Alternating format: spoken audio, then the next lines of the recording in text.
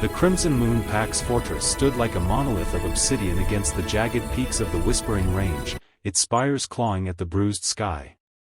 Torches flickered along the battlements, casting long shadows that danced across the snow-dusted courtyard.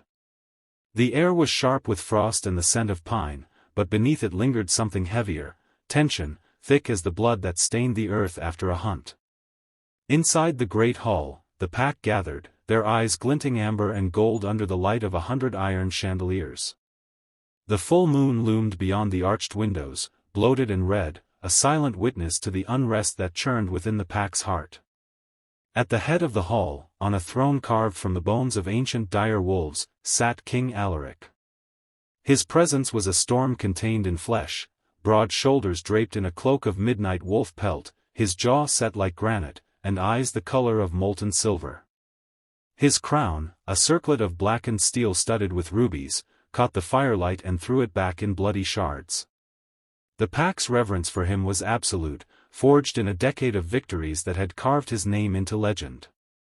He had slain the Ironclaw Alpha in single combat, tamed the rogue Wyrms of the Ashen Vale, and led the Crimson Moon to dominion over every pack from the Frostfang Plains to the Ember Sea.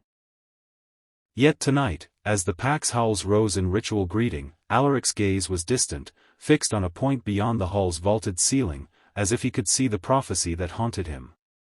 Beside him, on a throne of equal grandeur but softer lines, carved from pale cedar and cushioned in silver silk, sat Queen Alara.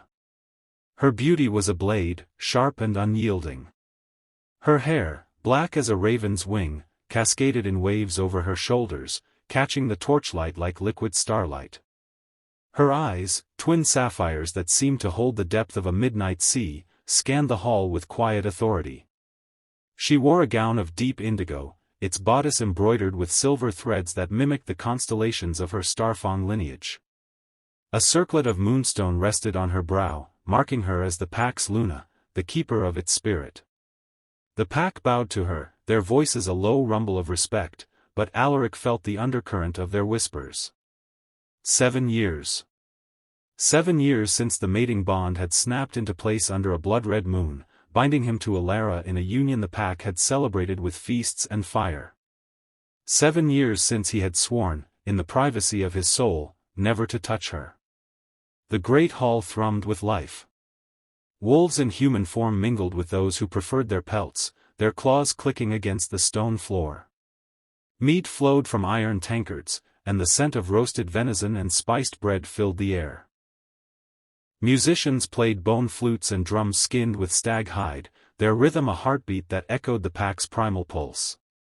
Young wolves sparred in the corners, their laughter sharp with the thrill.